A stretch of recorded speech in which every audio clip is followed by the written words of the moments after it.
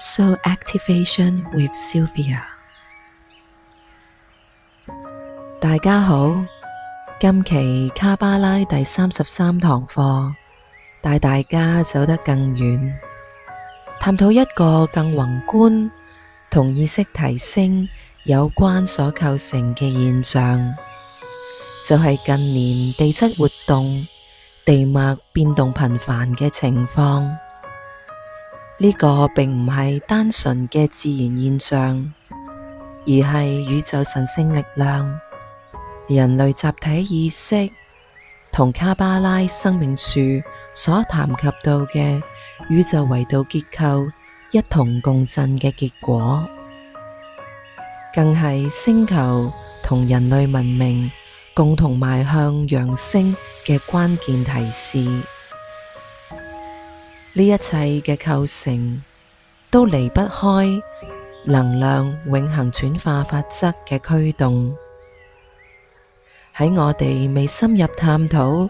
卡巴拉嘅智慧體系之前，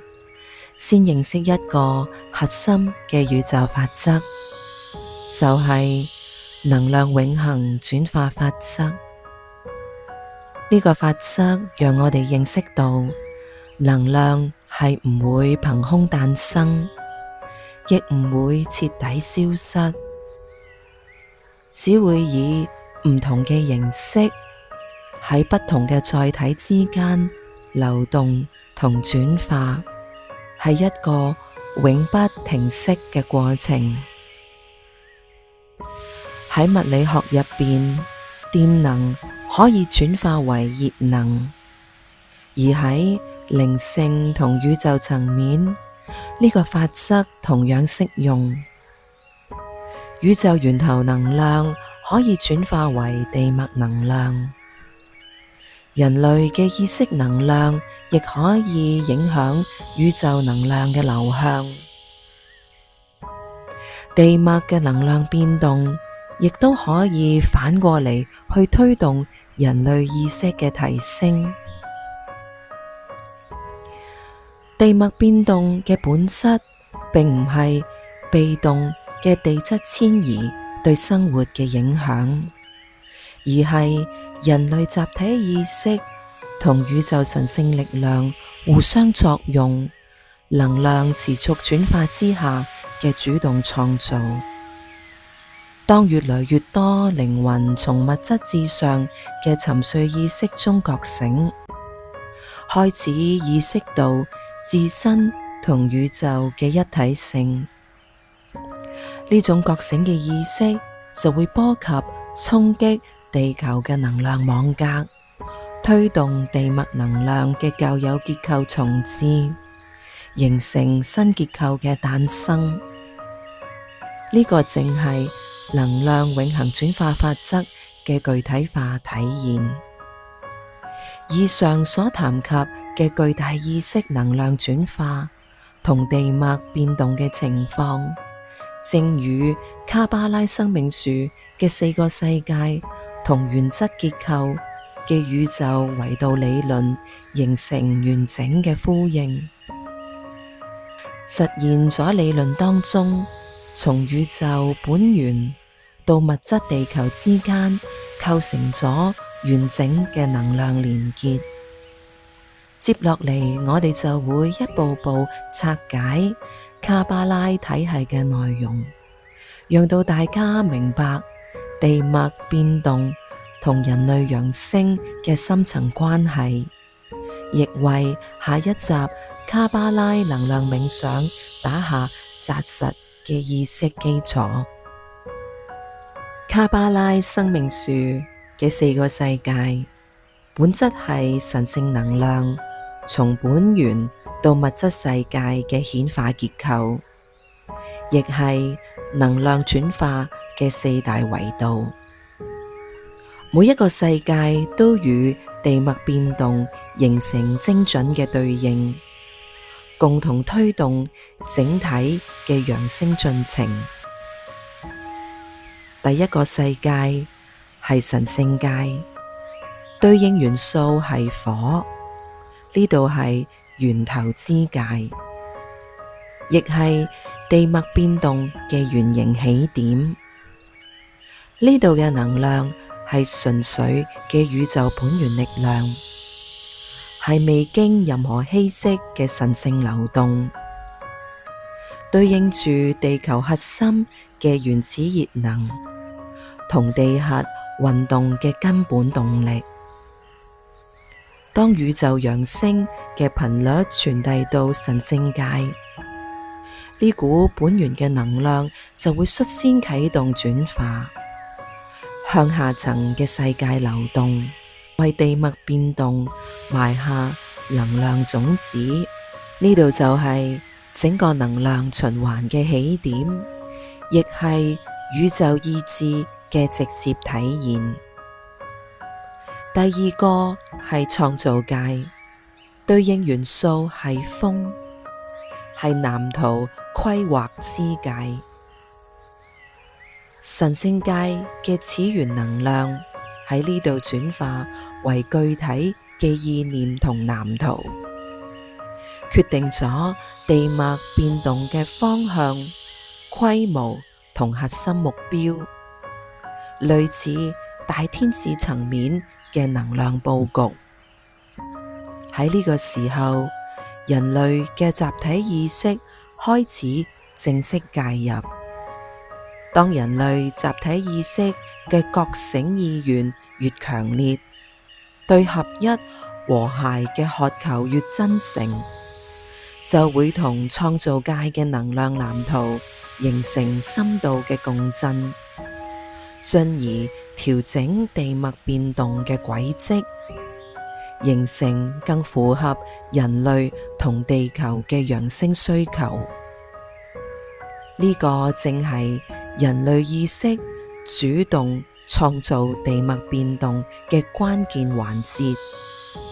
亦係能量喺意念層嘅重要轉化。下一輯嘅冥想入邊，會帶大家主動連結呢一層級嘅能量。而家到第三個形成界，對應元素係水，呢度係塑形同執行之界。喺上一個創造界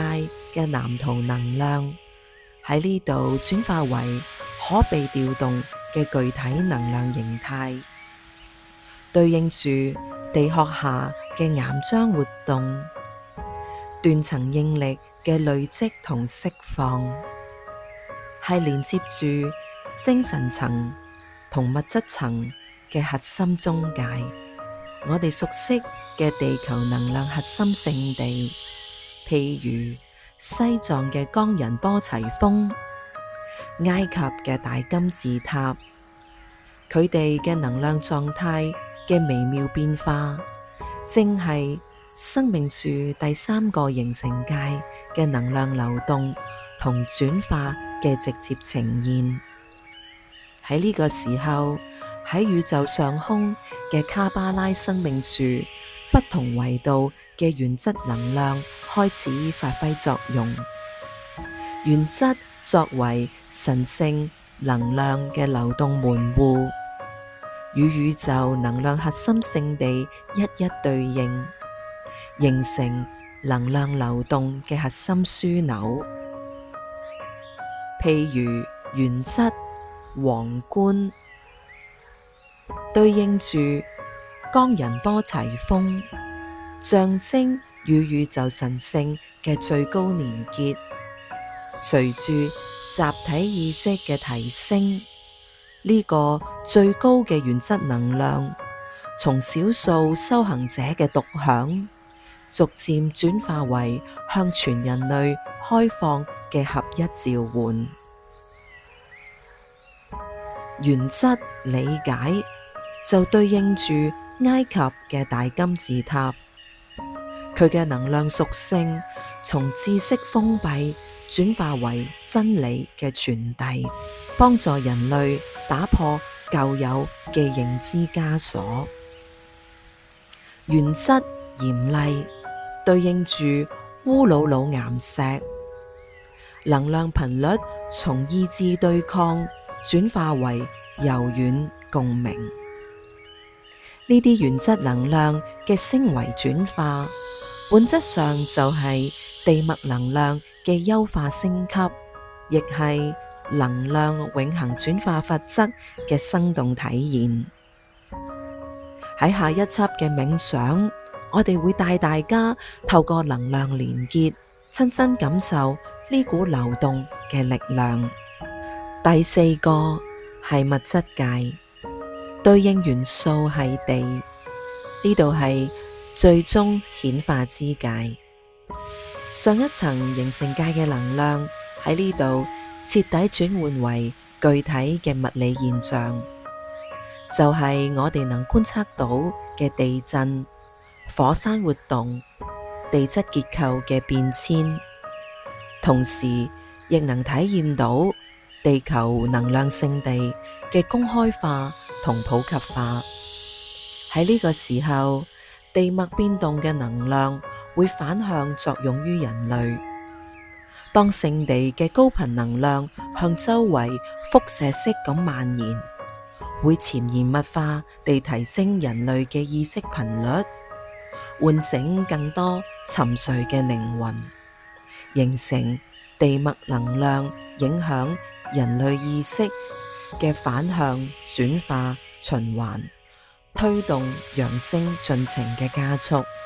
睇到呢一度，我哋就能夠更清晰完整整個邏輯嘅結構。宇宙揚升頻率啟動咗生命樹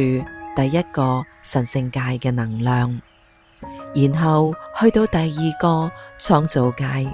就將上一層嘅神聖界能量轉化為地脈變動嘅藍圖，同人類集體意識作出共振。第三個形成界就透過原質同地球能量聖地，將藍圖轉化為具體嘅能量流動。跟住第四個物質界呈現地脈嘅變動，回饋到人類意識嘅提升。呢個整個過程就係一場貫穿卡巴拉四個世界環環相扣嘅能量永恆轉化。喺地脈變動就係一場巨大嘅能量運動，係一個肉眼可見嘅信號。咁究竟理解到以上嘅一切對我哋嚟講有啲咩意義？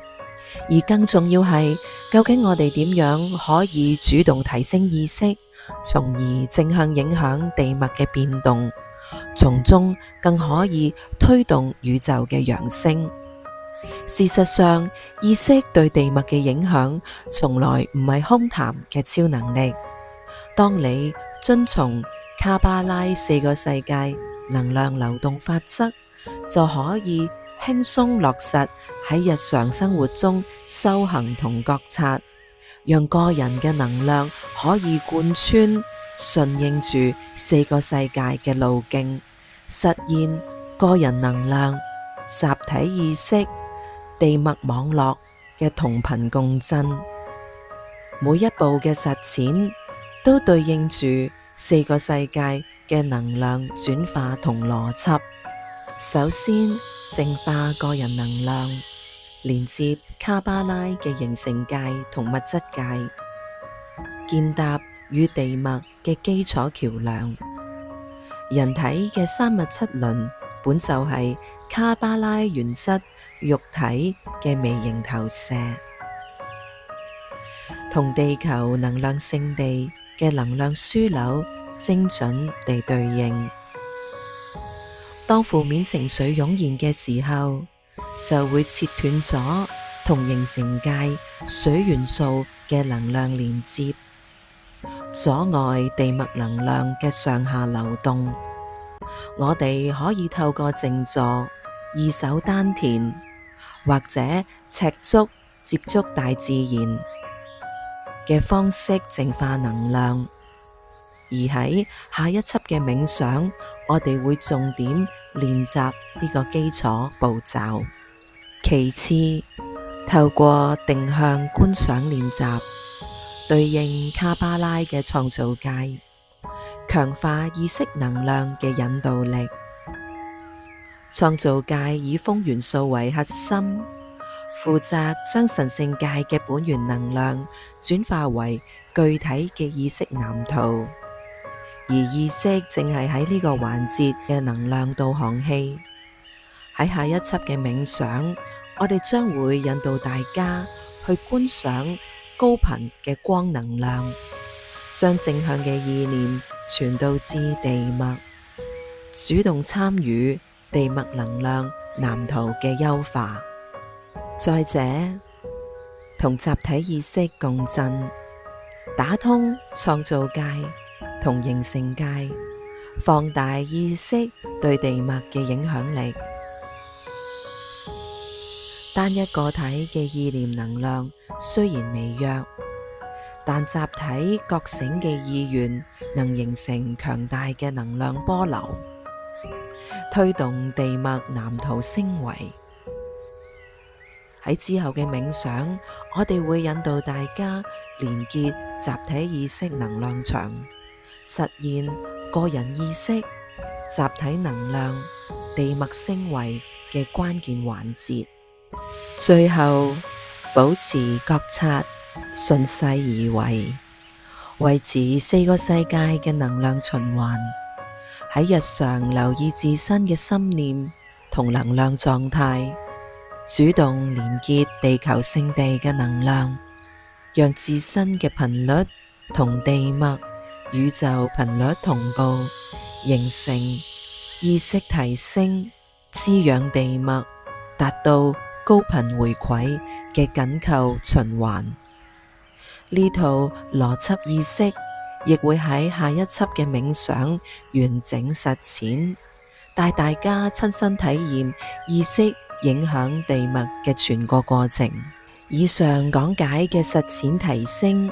首要係打破人同地球分離嘅錯覺。我哋從來都唔係地球嘅旁觀者，而係卡巴拉四個世界能量流動嘅參與者同引導者。我哋每一次嘅能量淨化，每一個嘅正向觀想，都係喺度優化緊四個世界同地脈嘅能量連結。其次，就讓到我哋明白靈性修行同日常生活嘅緊密連結。靈性從來唔係漂浮嘅概念，而係喺生活中覺察能量狀態，轉化負向能量。呢個唔單止係個人內在成長嘅修行，更係主動參與地脈與宇宙揚升嘅進程。最後，以上嘅提升給予我哋面對變動嘅勇氣同方向。當我哋明白地脈變動係能量轉化同新生嘅信號，就唔會懼怕改變，反而可以順應能量嘅節奏，主動參與其中。喺下一輯，我哋將會帶嚟對應嘅冥想引導，帶大家親身實踐，透過提升意識，主動影響地脈嘅能量流動，深度參與呢場偉大嘅揚升。總括而言，能量永恆轉化法則係核心嘅推動力。卡巴拉四個世界同原則就係能量流動嘅框架，而地脈嘅變動就係一切物質世界嘅具體實現。當我哋透過之後嘅冥想落地實踐，親身感受意識同地脈嘅共振，就可以進一步明白同埋成為揚升嘅力量同推動力。如果你喜歡呢段分享，多謝你可以點讚同訂閱我哋嘅頻道，唔好錯過之後嘅冥想內容。亦都歡迎留言分享你對地脈能量嘅感悟，更可以轉發短片，讓到更多朋友認識卡巴拉嘅力量。我哋喺下一輯冥想內容再見，多謝收睇。